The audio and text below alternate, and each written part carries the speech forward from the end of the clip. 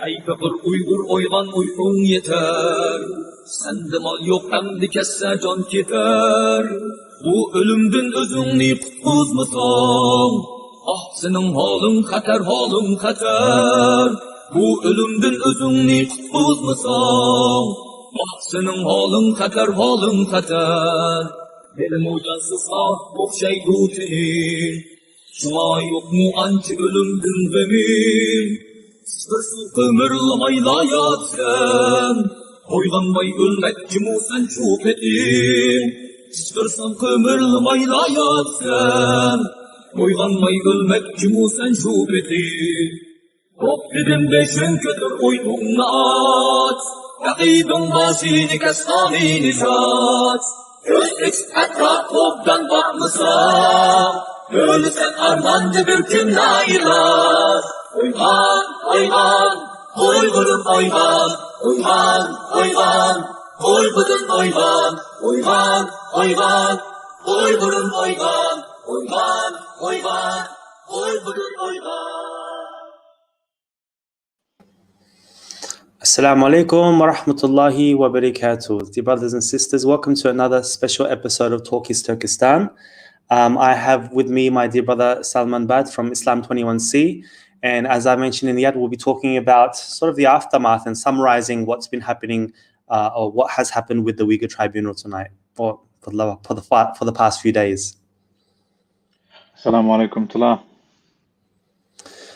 Brothers and sisters, if you guys don't know what the Uyghur Tribunal is, if you're watching this from Facebook or on YouTube, all the links to what the Uyghur Tribunal is, it's 4-day sessions. They are all there. Go and check them out. It has turned into, and I'm sure Brother Salman will enlighten us here, it's basically a great resource, evidence-based resource here. And it's all the evidence that has come about, not just over the past 4 or 5 years, but over the 72-year occupation of Chinese-occupied Turkestan. All the evidence is there, and it's gone through international lawyers through a fine-tooth comb.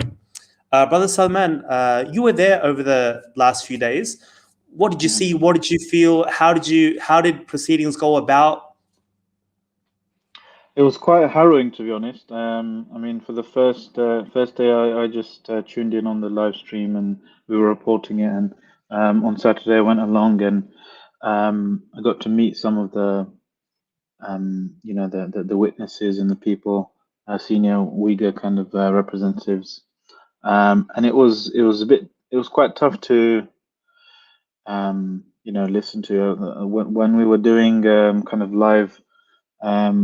Tweets and stuff and updates on Islam 21C. Brothers were saying, be careful of your own mental health as well, because there's only so much you can actually absorb of that kind of traumatic experience of someone telling you, they've been subhanAllah, gang raped or, their children snatched away from them. And just it's very important to, at the same time, hear the people's personal accounts, It's very sad to sometimes just kind of turn them into statistics. This many millions in concentration camps, or this many tortured, killed, and so forth. But when somebody's telling you this is what I went through, that's something we all need to. We all have a duty to boost that person's voice. Because the Chinese state has tried to silence them violently. And it's an obligation we all share, I think, to try and increase the volume of that person's, statement and their voice, pretty much. I was also really impressed with the level of and the quality of research that the academics had done, and were basically being grilled by the legal experts. That there's a lot of research that has gone into it, peer-reviewed research, kind of thorough, robust research, detailing some of the crimes against humanity, some of the crimes of the Chinese Communist Party, and it was good to see all this stuff in a concentrated place. Now we have to kind of go through the recordings again with a fine-tooth comb, go through the submissions, the reports and stuff. And there's another, set of hearings in September. We have to go through that all and really lift the important kind of points and share that with as many people as possible. This is something that hasn't received that much attention over the years, but anyone watching here, we have the ability to actually make it so loud that it's hard to ignore. It's too loud to ignore, basically, by the mainstream press and people who are, I think Sir Geoffrey Nice, he put it in an interesting wording. He said some people, he was talking about governments, they'd rather not do an inquiry of their own like this out of fear of what to do when they find out the truth, basically. They don't want to deal with the consequences of this, these facts. But it's important nonetheless, or even more important, why we need to actually resist that that sentiment, that feeling, that kind of just ignore it and I won't have to deal with the consequences. You can't do that really in today's day and age. We have to make it as loud as possible that it can't be ignored any longer. A lot of people were asking me, what's the point of such a hearing? It's not linked to any government or anything. Well, that's the beauty of this. It's almost the closest thing to an independent investigation. Now that all the facts are there, all the evidence has been driven, now governments can use this, and even Uyghur organizations can use this and go, hold on, you want to deal. Let's just say they're going up to a company. Well, you're going to have trade deals with China now. You're going to make a deal.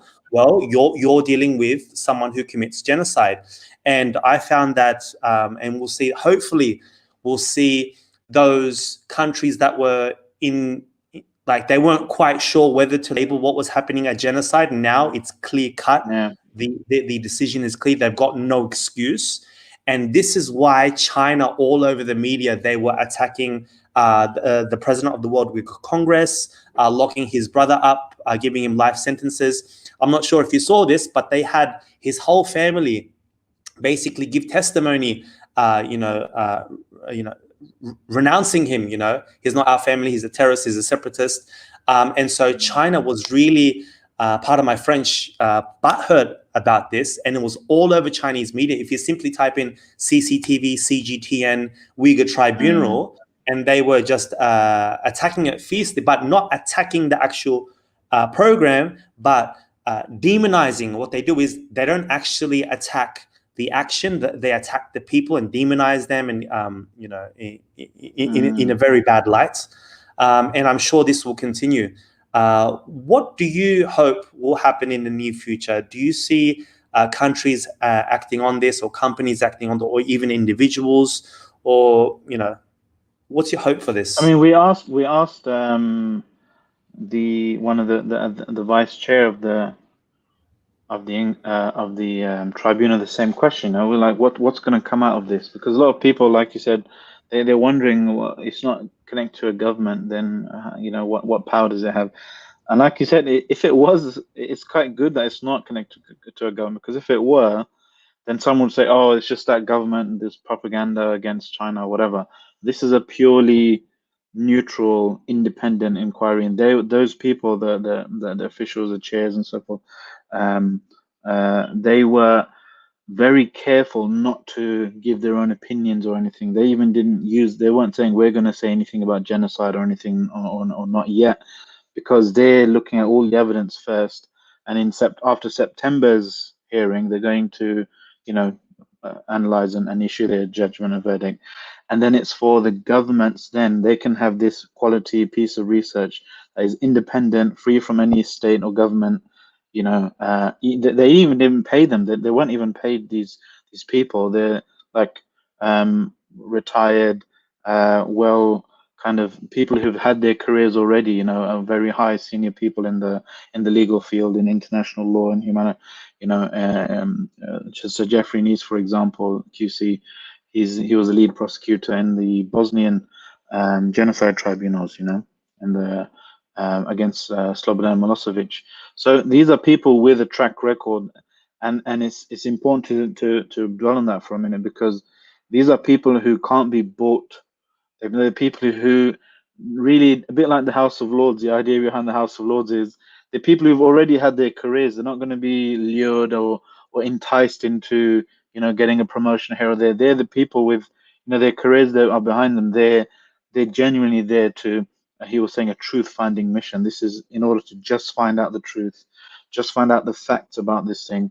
Now, these facts, this independently verified truth, can then, beyond any a reasonable doubt, this was their bar, which is, a standard under all legal regimes, pretty much. Yeah.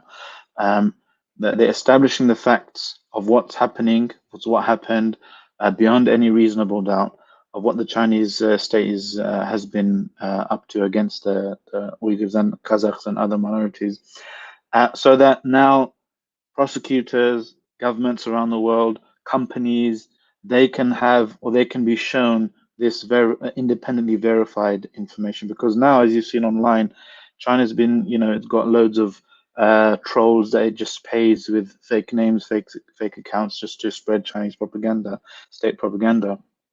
And you can't do that when there's a completely neutral and independent review, independent tribunal that's going on. Because the Chinese state were themselves invited to this, as you know, several times, and they're scared to show up, pretty much, because, and they've been attacking it again, constantly, officially and through their kind of trolls and internet trolls and that kind of stuff.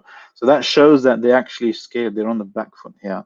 And this, in and of itself, just even if that was the purpose of it, that's very important as well, to show some level of the world, to show some level of resistance, that the governments may be, prioritizing money or trade or whatever, but the people, the independent people within these governments, within these states rather, not affiliated to the governments, they've got their eye on you, right? And this is their desperate reaction to kind of try and discredit them or to smear lies against them or whatever, is a sign to that they're actually scared. Now, even if that was just the just to scare them, to wake them up that people are watching you, that's a good enough intention. But it goes further, that this high quality tribunal report, this independent truth finding mission, basically, will be able to be used by governments, by parliaments, by companies, as I said, to actually then put on further pressure and sanctions and divestment, boycott, and so forth, movements, as well as us, general public, and people in the public eye. There was an article published by, I'm not sure if it was one or two, there was an article published on what was happening with the Uyghur Tribunal. What sort of a reaction have you gotten by the Muslim community, whether it be in the UK or anywhere else? Because there has been some new information that's come to light. During the last day, I believe it was yesterday, they actually had a former Chinese police officer who worked in the camps for 2 years, and he had witnessed the things that we have been talking about, but especially he confirmed some of the torture that the guards did on the genitalia of specifically the men, electrocuting them. So, what has been the reaction by Muslim communities now? This sort of narrative: "Oh, it's a Western game." How can we trust the West? And what sort of reaction did you get from them? Well, there's always going to be some people with a vested interest. Yeah, maybe they're doing business with China already, or they have some kind of a fear. But the vast majority I've seen are people who have some empathy and prioritize the suffering of brothers and sisters over these kind of their hatred of the West or whatever. Just because the West, I mean, the Western powers and establishments should be blamed, obviously, for creating so much distrust against the whole world. Pretty much generally the whole world, outside of a few countries, distrust Western regimes and so forth. and that they have to bear the blame for that, the majority to blame for that. But even a broken clock is right twice a day, right? So just because the Trump or some Western leader or Western kind of media establishment is against China, it doesn't mean everything they're saying is false. That's why a tribunal like this, looking at evidence from individuals and witnesses and peer-reviewed academic research, is so important. And if somebody denies that, they might as well deny everything they come across. They might as well deny China even exists. They might, it's more rational for them to believe that China itself doesn't exist. It's just some conspiracy that everyone's been pointing at, rather than the hundreds of people from various different countries, the Uyghur diaspora, 500, they said, I think 500,000 probably across the world, over decades, talking about the treatment that they've been receiving, and in the last few years it being ramped up to this frankly genocidal trajectory. So how do you know something, right? This conspiracy kind of culture is a virus, and I think that itself is a conspiracy, right? That some people who benefit from what's going on, they fill people's heads with ridiculous conspiracies, so that they're just busy thinking, is the world flat, or do vaccines contain microchips or whatever, rather than actually holding their feet to the fire and challenging people who benefit from the status quo. So how do you know something? Look, if there's so many people from so many various types of the world, um, all coming with the similar or corroborating testimonies, right, about something which it's unreasonable for us to think that such a mass transmission of people were colluding on the same lie or happened to make the same mistake coincidentally at the same time, then it's something that you believe. That's trusted testimony. This is in Islamic terminology, for example, this is a source of a genuine source of knowledge, right? That you're held to account if you reject for no good reason, right? It's called tawatur, or mass transmission, or khabru sadiq, trusted testimony of someone. These types of things. So most things that we claim we know are, from this type of you can say source of knowledge. Now, most of the things that, if not everything that has been put before the judges and the chairs of the tribunal and so forth, they have been something that would normally satisfy somebody's bar for knowing their threshold, for believing something and being warranted, being justified in believing something. So disbelieving in that, and rejecting that, is something that Muslims should be very scared of doing, because that would come under effectively giving leeway or respite to for oppressors to carry on their oppression, just because you don't feel like dealing with the consequences of that knowledge, but just because there's a cool kind of interesting or curious conspiracy theory that tickles your fancy. No, these are people's lives on the line, and people's families are suffering. Um, and it's very important that we do our part to make this too loud to ignore. In doing our part, you as a journalist have witnessed, especially when it comes to, say, with Palestine and Israel, and especially with China, you see the war is online. The war is on the media. I'm not sure how much you followed it, but have you been following Chinese media or them CCP shilling YouTubers and how they present it, and how do we pick out? No. Obviously, I mean, I've just seen like trolls and stuff, and when I Google things, look at Google Trends and Google News and stuff, I see Chinese state media at least being quoted by other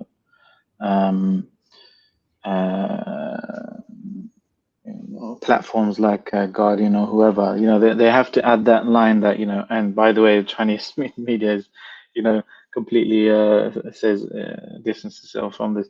But ask yourself this question: anyone doubting this kind of stuff, what would things look like if all those people claiming that they're being tortured and they had to flee their countries? What would things look like if they were telling the truth? It would look exactly the same. Obviously, a genocidal maniac power would not just openly say, yeah, we believe in everything these people are saying. They would try to,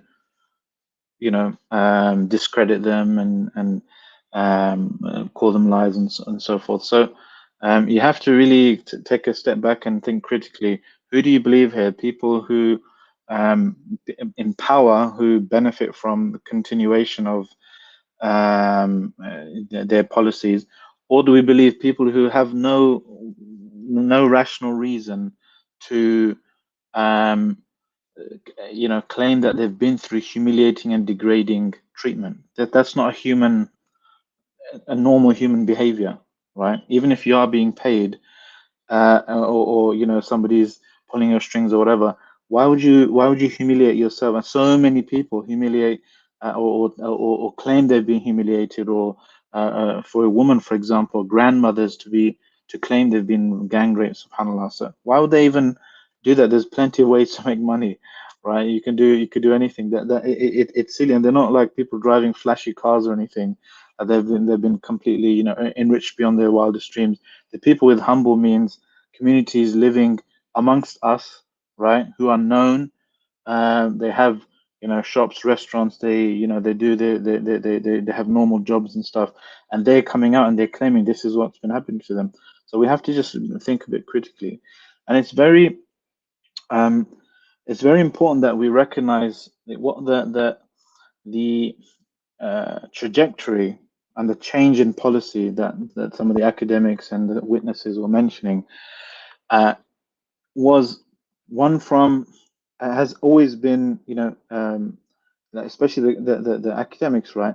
The sources they're relying on are the Chinese Communist Party's own policy documents, yeah, and they're using euphemistic language like cultural kind of changing their culture, birth, family planning, and so forth. These things are kind of morally abhorrent and happen to be illegal and international law anyway. Yeah, I mean, it doesn't take a genius to find that if you force someone not to have kids, right, that this is somehow within their normal kind of rights as a human being. Even if what they were saying was taken at face value, the fact that they're treating the Uyghurs and the Kazakhs different to the Han Chinese, for example, the fact that they're imposing and they're openly advertising Han Chinese to come and replace these people. Where are they going if you're advertising you're going to give them their house, and you're gonna give them their jobs and even their wives and subhanAllah, their families, right? Where are these people going to go? So the academics, especially, I think, on, for example, the one of the last witnesses, if not the last witness, I forgot his name, on Monday, he was talking about, look, I'm using the Chinese state's policies itself, quoting the ministers giving speeches in public and stuff, and you can easily track, okay, when they say um, uh, family planning, kind of Ministry of Family Planning or whatever, you can see a link between that and forced abortions, forced sterilization operations, right? And you can see that from the testimony of people and from the publicly available official state birth rates, for example. As you know, the birth rates have dropped drastically. They didn't just change their desire overnight to have fewer kids. No, that was something imposed on them, which happens to be illegal anyway. So these are things that so this trajectory, you can see that they've historically always wanted to hold down the Uyghurs or oppress them, or try and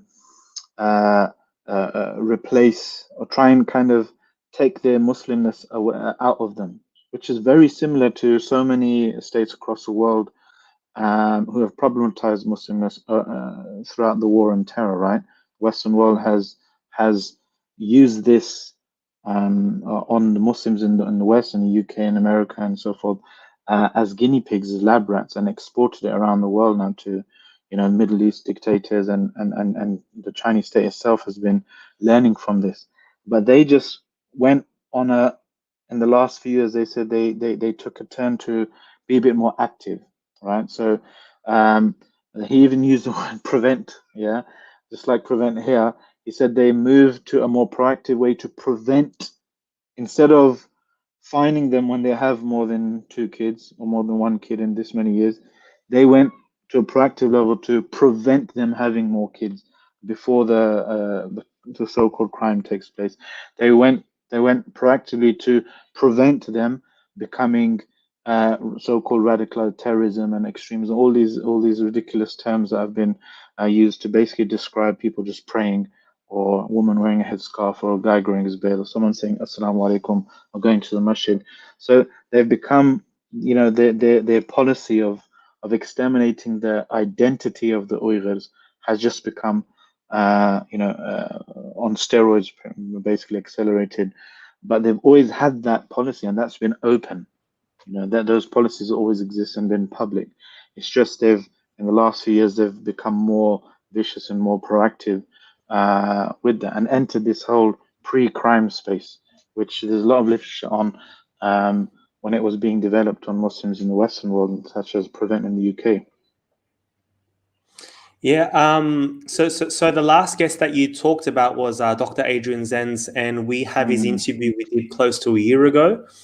So you can check that out. And his research was based exactly on that, the falling birth rates. And I don't know if you know this, but there was a period of time. There was one city, I forget the name now, on the eastern side of China, where they had something called the 100 childless days, where women were not allowed to have children for 100. They couldn't give birth for 100 days. So whether they were 7, 8, 9 months on the verge of birth, these babies were killed for 100 days to control the birth rate, because it was one of the highest birth rates in China. Anyways, we can keep going here. I've got a special guest with me. She's not a stranger on Talk is Turkestan. She's been with us before, and she's someone who gave testimony at the Uyghur Tribunal. I know I'm lagging a bit, but I think my voice is still going through. Anyways, let's invite Sister Nur Siman and Brother Salman. I'm sure if you have questions for her, you can ask away as well. Let's invite the sister. Assalamu alaikum, sister. How are you today? Alaikum. Alaikum assalam. Thank you. Thank you for having me. Sister, we've had you on the show before. You gave your testimony at the Uyghur Tribunal. Could you just give us your thoughts? What you saw, like what is the hope for Uyghurs of such a tribunal happening, and what is your hope for your family? And perhaps you can remind our viewers what your family is going through. Yeah, like heard about the Uyghur Tribunal, and I was like shocked, because it's been almost for a year, and we keep trying, and like all the Uyghurs are really frustrated, because we cannot go to the UN, because the United Nations becomes the backyard of China, and even they saw so many evidence, and they just choose to keep silent. So everyone is very frustrated, but just because they are our parents, they are our brothers and sisters, so we cannot give up. So we keep fighting, but the situation gets worse, and China keep expanding the camp, and they become very aggressive. But after I hear the tribunal, I felt like, oh my God, there is a place we can actually sue China, because when I live in China, like I feel like the police is not the person can safeguard us, and I even believe the law can protect our rights. So until today, until the tribunal, I never had the feeling that there is a thing can protect our rights. So for me, the Uyghur Tribunal give a lot of hope. And when I think about the results, and of course the result will be that the China is committing genocide because the evidence is really clear. So this evidence can help us. Like when I currently I am living in Turkey, and when I talk to the government officials or any kind of parties, I can say that this court gives us such a result, and you have to push your government to announce what's happening to the Uyghurs is a genocide. And in this way, so I hope, I believe there are many countries will join and announce, recognize the Uyghur genocide. And as a result, there will be, there should be a sanctions against the government, and also there should be economic sanctions, and this will save. And after all this happened, then I can see my parents, I can see my brothers and sisters. So this is just a starting point. For me, the Uyghur Tribunal is the first step, but it makes the other step more easier for the Uyghurs. Could you just remind our viewers what we've just had Brother Sabur Ahmed just join as well. We'll just give him a time to settle in a bit. Could you just remind our viewers the current situation with your family? Yeah, like after I lost contact with my family members since 18th of June 2017, I can't hear them. And like after like in 2018, I was learned that all of my family members was taken to the camps. Then I keep trying and I keep pressuring the Chinese government. And in 15th of June 2020, I was informed by the Chinese embassy in Turkey that my parents and my brothers are sentenced to long-term prison sentences, such as my father was sentenced 16 years, 11 months, and my mother was sentenced 13 years, and my elder brother sentenced 7 years, and my younger brother sentenced 15 years, 11 months. Like 4 out 6 in my family are in prison, and I don't know where is my niece and nephews. So yeah, until now I even don't know in which prison they are in, and what crime they committed, so-called crime. Like everything is really unclear, unknown, and like I sometimes I scare that what if my parents and the brothers are already died. That's why the Chinese government didn't reply me, because I keep pressuring them all the time, but there is no any news. I keep asking, and until now I didn't get any kind of information that where is my parents and if they are alive or not. No any answer. So, Sister Nursiman, you talked about forced labor in the camps because I've got this question coming up as to what regions it's happening in. I'm actually okay. I was just going to have not you answer that. I was going to give you a while just to sit back.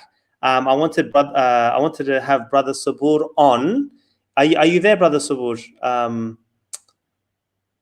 He just sort of I think he. All right, that's cool. Okay, let's get straight to that question then until we're ready for Brother Sabur. So there was a question by Raisa. She was asking as to what actually. So the question was, what regions was this forced labor happening? Okay, but I'm just gonna have Brother Sabur just hop on for a bit to share his thoughts with us, and then I'll get you back, sister. Okay. Okay. Yes, Brother Sabur. You were there. You attended. Assalamu alaikum. Yep, go ahead. Yeah, you were there for the Yeah, Uyghur Tribunal. so Yeah. Yeah. So just wanted to say that firstly, welcome to Sister Nur Salman. I'm glad she's with us. Her very brave testimony in the Turkish parliament is something which will go down in history, inshallah. And, her family and, all of the families who are suffering. This is immensely difficult for her and others, and also the testimony she gave during the Uyghur Tribunal. All of this requires a lot of moral courage. So I just wanted to firstly just invite her and welcome her. Other than that, you guys have covered everything quite thoroughly, especially Dr. Salman. He has very good insights. I mean, what the precedent is here in terms of this tribunal. I simply wanted to add one thing, and that one thing that I wanted to add is that the Chinese Communist Party is in such a bad position that it cannot even give replies to the evidences at the tribunal. So they've been invited 4 times, but they've refused participation. Yet they've said that this tribunal is absolutely baseless. It has no backing. It has no legality. It's not important at all. Yet they can't stop talking about it. So it's either one or the other. Either it's important or it's not important. Secondly, they've spent millions of pounds trying to explain what's happening in the Uyghur region as a war against terror or extremism, and they've spent so much money. All they needed to do was turn up at the tribunal and give evidence and show everybody's lying, rather than making these one-sided videos which everybody can see are just pure propaganda. And sisters like Nur Salman and Sister Tursan, Sister Zumrat, Sister Gulbahar, all of these sisters, Roshan, all of these women that are coming forward and testifying for their families, they can't stand up to a bunch of women, right? They can't stand up to anybody. The evidences are so clear. They like to slander the people who have come out of the camps and who are giving testimonies and this type of thing. They try to attack the moral character of these people. But we all know that the Chinese Communist Party is a narcissistic, genocidal regime, and Allah will bring them to their knees. Allah will humiliate them, even though we openly call for a peaceful activism. Allah has his ways and Allah can do whatever he wills, right? So people are going to be brought to justice. And my reminder for this particular Uyghur tribunal is that this is happening on the court on earth, but in the heavenly court, this thing will be judged as well. So yes, we want justice on this earth, but for the people that have already died without seeing justice, they will get justice in the hereafter. And I pray that Nur Salman's family is all released and she can be with her brothers and with her parents. And it's very sad to see this is happening to our Uyghur brothers and sisters in Chinese-occupied East Turkestan. Before I have Sister Nur Salman back on, you've been quite active online, calling out the shills on their lies. What has, you guys call out, atheists and enemies of Islam that try to, make a mockery of Islam in general, just through your dawah, through the work in your dawah. But what is different when coming to these sorts of, CCP propagandists? There's no comparison. The reason why is because when we're talking to atheists actually believe what they're saying, right? They believe there is no God. They believe, in many of these things, even though no one really believes there is no God 100%. No atheist would even say that. No proper atheist would say that. They'll all say, most likely there's no God. But they would still believe in what they're saying. So they'll say, I'm a liberal, and they'll live according to liberalism. When these shills like Daniel Dumbrell, who's refusing to have a discussion and finding every excuse not to have a discussion, and Karl Zah and all of these pathetic individuals, they love Western liberty. They love the freedoms that the West gives them. They love YouTube. They love Twitter. Yet for the Chinese people, they're denying them these rights. So they're complete and utter hypocrites. And what I wanted to do is simply ask them a question. Do you think Nur Salman is lying? Do you think Roshan is lying? Do you think all of those people all across the world whose families are missing, the people in Turkey, the people in Malaysia, the people in Pakistan, all this Uyghur diaspora all across the world, do you think they're all lying? Yeah, that their family is missing and oppression is taking place? Do you think it's just one big lie?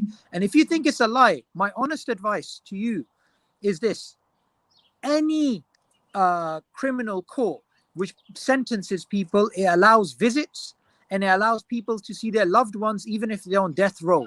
So if you're saying everything you're saying is just, and let's just accept your words at it, then we would ask you, why can't Nur Salman go and see her family? Why can't she see pictures of her parents to see that they're alive? The fact is, you know well that this is all a sham. These people are innocent, and they are innocent in the eyes of Allah, and Allah will bring the Chinese Communist Party to its knees. Allah will humiliate them, Allah will destroy them, Allah will make them feel in this world the pain that they are giving others, and Allah is just. Now we're powerless, right? We're powerless from the perspective that we cannot get them out. But we are very powerful from an activism perspective, because the noise we make really hurts them, which is why our activism, even though it's all online and it's it's all like non-physical, right? It's not like we're trying to tear down the camps physically, but it's rattling the Chinese Communist Party. It is scaring them. It is sending out messages to them that we as Muslims, we as people of La ilaha illallah, we will never ever surrender to the tyrannical forces of Pharaoh, and we will not surrender to the tyrannical forces of Xi Jinping either. We defeated Abu Jahl, we defeated Genghis Khan, we defeated all of these tyrants, and therefore we will also defeat you. Inshallah. Jazakallah khairan, brother Sabur. I want to bring Sister Nursiman back for a sec, because we had a question talking about, and you covered this quite thoroughly in the tribunal about the forced labor. I guess that's why it was asked. Could you just speak to the forced labor that you experienced and how that system works? And inshallah, I'll also get Dr. Salman to sort of comment on this as well after that. Yeah, like the girls was forced to work is from my village, and they were taken to the Jiangxi province, where I was study from 2006 to 2008, and that's why I had the chance to visit the factory. And in that period, that was the period that the government starting to take the Uyghur young girls and the boys to the innerland China for work.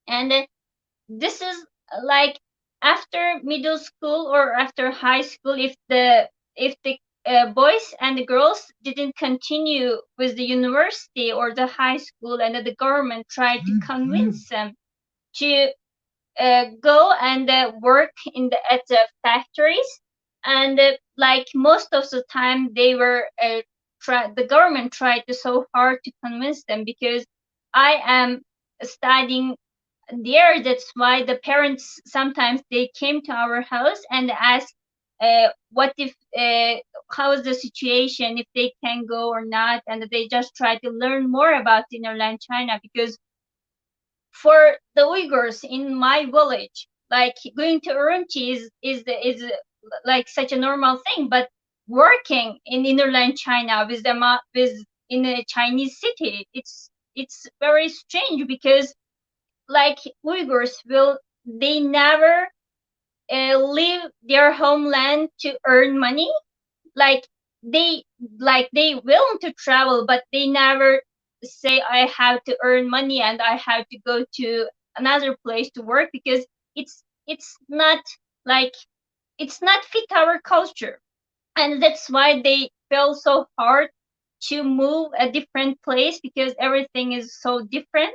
And the point that catch me attention is there is a 4-person taking these girls to the factory, and there was a government official, and there was a lady who's elementary school teacher, and there's 2 young guy, and I don't know what their job, but they accompanied me and my friend during our visit. Like they took us from the station, and when I visit the production line, and they also with me, and I am suspicious that that two young men is the the assistant police officer. Like in every village, there are assistant police officer. They controlling the people, and I was assumed that they are one of them. And like it's strange that there is a government official, there is a teacher, and there is a police when the girls taken to the Jiangxi province to work. Dr. Salman, I want to have your thoughts on this matter. You know, we're talking about, you know, Muslims that they have to leave their home. They have to go to somewhere foreign. They are surrounded by non-Muslims, and in a way, in an attempt to assimilate them into Chinese society. What is your Yeah. take on So, that? And is there anything similar going? yeah. So, Arsalan, just before Salman comes in, Yeah. because I need to leave, I just wanted to give a message. At the end of Okay. this live stream, Salman is going to be explaining the campaign that we're running as Islam 21C. Okay. So this is just for everybody who wants to get involved. That you know, Salman's going to lay out the plan, what exactly we want to do, inshallah. And obviously, the details that we don't want the Chinese Communist Party to know, we won't go over. But it's very important for everyone to understand that we do have things planned, and of course that we are discussing these things with the likes of Sheikh Haytham al-Haddad and you know whatnot. So these are going through the mashayikh, they're going through the thinkers, and also that Uyghur Freedom Organization. That's just something which obviously is quite limited with the university stuff. But the main stuff this summer and all the stuff Salman's going to speak about, we're going to do as Islam 21C. So make sure you stay until the end of the live stream. You see how you can get involved and where you can get updates, inshallah. But from myself, because I need to head off, I wanted to give my salam to Nur Salman and to you guys. Keep up the good work, inshallah. Jazakallah khairan. Alaikum salam. Okay, Brother Salman. So I'll get your take on this, and after you could, I don't know if you're going to highlight in this interview or you're going to do it in the next one. Didn't quite sure what happened at the end there. Yeah, I mean, subhanAllah, I met some representatives of the Uyghur diaspora, and they were mentioning, you know, that some of them, they're so kind of separated out. That some of them are, like in the UK, there's, you know, like a handful of families. I went to like a Uyghur restaurant the other day, mashallah, tabarakallah, and they're very, you know, hospitable, mashallah, very welcoming. And yeah, you can see nobody wants to leave their family, their homeland for no reason. You know, even our parents and our of so-called economic migrants, they only left because, you know, some colonial powers that will not be named came and completely destroyed and deindustrialized their societies, you know, and took all the resources and stuff. So nobody wants to leave their no, very few people want to leave their homeland, their society, their culture, their people, their way of life in some areas, some circumstances, you know. But it's just a testament. 500,000 odd people in the Uyghur diaspora, you know, you have to think, where are they, you know, why are they so spread out across the world? Just to come and open a restaurant somewhere, just to work a normal job like everyone else, away from their family. You know, you have to really think about this. And one of the Uyghur sisters, she said to me that they were looking for fatwas. You know, sisters were asking scholars, Uyghur sisters were asking scholars, is it permissible to kill myself? Is it permissible to commit suicide because I'm being forced to marry a Han Chinese man? There's no marriage, there's not a proper marriage anyway, it's not nikah. So they're being forced to commit zina and live with Han Chinese men because the Chinese state want to replace their lineage and destroy their identity. So why would someone ask this? Why would someone even put that out there? Something that's obviously very hurtful, something harmful, and something that should make us think, as onlookers. Do we want to be? Imagine if a few decades down the line, your grandchildren ask you, "What were you doing when this was happening?" You know, and do you want to be the person who said, "Oh, I was just kind of messing about with some conspiracy theories. I didn't know," but you actually did know. Allah Subhanahu wa Taala knows what you know, what information comes to you, with the degree of certainty that He has obligated us to act upon.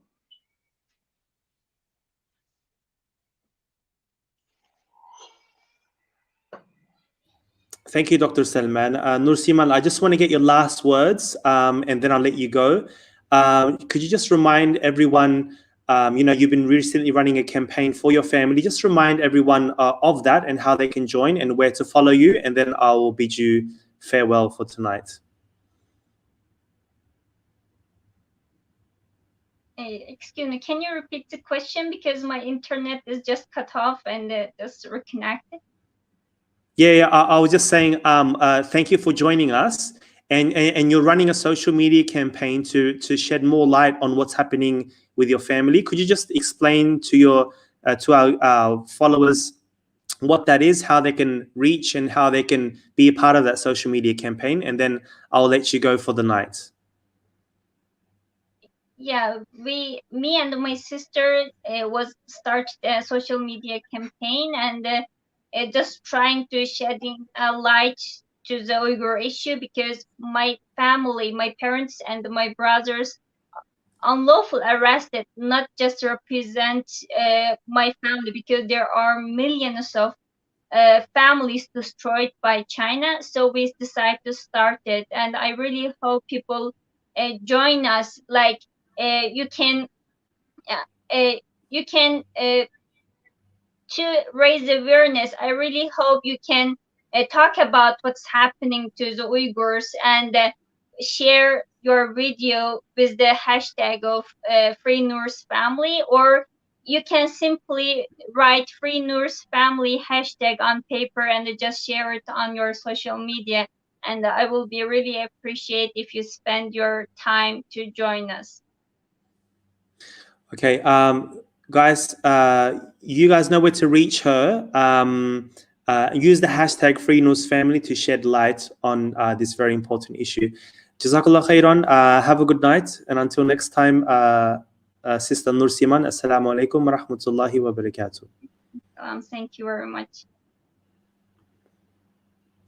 Okay, Brother Salman. Brother Subur touched on some information towards the end there. Could you just shed some light on what you guys are working on at Islam 21C with regards to the Uyghurs? Yeah, so one of the problems is whenever we talk about the Uyghur issue, or whether it's a khutbah or somebody is giving a lecture, or just sharing a post or something, it's hard to try and channel that into some effective action. So what we've done is we've created a skeleton of a person's kind of journey through 3 stages. Motivating them. Whenever you hear about anything to do with the Uyghur issue, we want to create we've got a digital process where someone's going to be motivated with the information that they need to see that their voice actually matters and what they can do. Second stage is knowledge, in terms of actually the details, properly substantiated, evidenced, reference details of what the Uyghurs are suffering. And thirdly, action, right? So motivation, knowledge, and action. And the action is effective action where we can direct people to, so there's going to be an element of tawfiq from Allah subhanahu wa ta'ala, how to receive tawfiq, masjid campaign, khutbah, what to say to your local masjid, a strategic dua push, dua qunut campaigns, for example. Second element is social media. We're making high quality, robust, and properly researched infographics and social media material and videos and so forth for people to share and have their own campaigns on social media in their own time. There's the and boycott lists, for example. Information that's very important to identify and put pressure on companies that are benefiting from or working with the oppression of the Uyghurs. And generally how to reach out to our brothers and sisters to give those messages and of solidarity and support, because that's very important as well. Another element is universities, the universities campaign that Sabur mentioned with UFO, making what we're calling student shields. Yeah, so students at certain universities standing up and getting resolutions passed, getting motions passed at their union councils to divest and cut relations with Chinese companies that and the Chinese state that are involved in oppression of Uyghurs. There's also a very important date to keep in your diaries, brothers and sisters. The 1st of July. We're aiming for the 1st of July to get as many people as possible to a public demonstration of solidarity with the Uyghur brothers and sisters, and the Kazakhs and all the other minorities, even the non-Muslim minorities that are being oppressed by the Chinese Communist Party. And the 1st of July is very important because it's the centennial, the 100-year anniversary of the Chinese Communist Party, and they've been planning some, fanfare and celebrations for 10 years, I've been told. But we want to use that opportunity to have the biggest mass demonstration of solidarity with the victims of Chinese state terror in history, inshallah, in the UK. We can do it. We want to get people from all over the country to come and join. Probably going to be on the outside the Chinese embassy, but if you sign up to be a volunteer in the campaign and to receive updates, I've created a quick page just now and embedded the form that we've been collecting people's email addresses on to notify them about updates of the campaign. You just go to islam21c.com/Uyghurs, islam21c.com/Uyghurs, UYGHURS.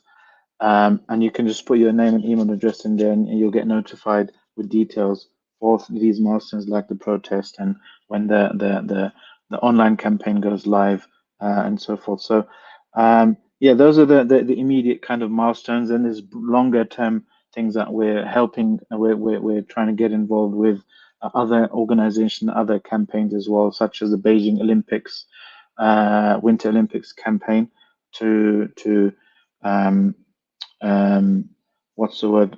cancel to cancel the Beijing Olympics in 2022 on the grounds of these violations of people's human dignity and rights, and other things. This is a long-term campaign. China hasn't gotten to the level of hubris and oppression and impunity overnight. It's been a long time coming. Therefore, this is a long campaign. It's not going to be an overnight thing. We're in it for the long run, inshallah. So if you aren't interested, please do head over to islam21c.com/Uyghurs, where you can sign up to be part of this long-term campaign, inshallah. And Arsalan is obviously is going to be there with us. He's part of us as well. He's just being humble. But Sabur and all we're going to be joined with Muslim organizations throughout the country and beyond, inshallah, for this united effort to make this united stand, inshallah. Jazakallah khairan for that. Just a reminder to our audience, if you've just joined us on the show, if you want all the information, what happened during the Uyghur Tribunal, first go to the Uyghur Tribunal website, look at what the Uyghur Tribunal is. There's a little description. All the links are in the description below, and the links to the full 4-day event, which is about 45 hours of testimonies and evidence shown to the world. Do you have any last remarks, Brother Salman, before we let everyone go? Yeah, Jazakallah khairan for this stream. Jazakallah khair for the invitation. Just to, while we do everything that we do, it's very important to remember that our number one aim is so that we have an excuse before Allah, that when Allah asks us, what did we do? When we could have done X, Y, Z, at least we can say, oh Allah, I tried my best. And please keep making dua for our Uyghur brothers and sisters. May Allah subhanahu wa ta'ala relieve their suffering, give them swift justice in this life before the justice of the next life against their oppressors. And remember that there's no dua between the oppressed and his or her Lord. So be part of their du'as as well when they are making dua for the brothers and sisters who are remembering them, who are trying to help them, who are making dua for them as well. All right, brothers and sisters, Jazakallah khairan for joining us. Thank you so much, Dr. Salman, for giving us your time and your expertise over the last few days. Brothers and sisters, until next time, before I let you go, I just reminded that tomorrow we're actually going to have someone from the World Uyghur Congress, which sort of is the main, is the one who organized the Uyghur Tribunal. Sister Zumratai Arkin, she'll be joining us 2 p.m. UK time. So make sure you guys watch out for that. Again, brothers and sisters, peace be upon you all. Assalamu alaikum wa rahmatullahi wa barakatuh. Ümit üzme aziz halqim, ümit üzme ey ana yol. Biz atlandık bu küreşke, o yıl taştek uyuşup. Allah verse bu nusretni, bizgilerimiz sep bulur.